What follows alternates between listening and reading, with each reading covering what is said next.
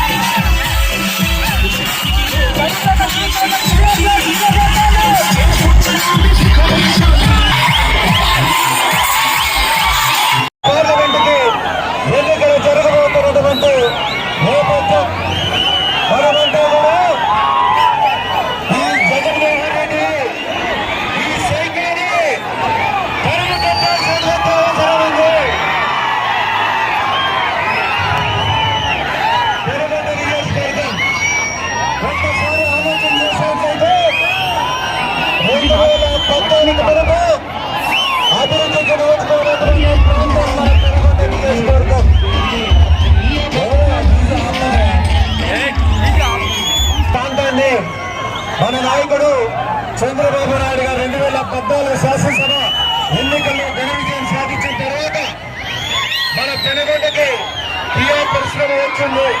తద్వారా ముఖ్యంగా మనకి జాబులు వచ్చాయి. దాదాపుగా 50-60 వేల ఉద్యోగాలు వచ్చాయి. మీ అందరికీ తెలుసు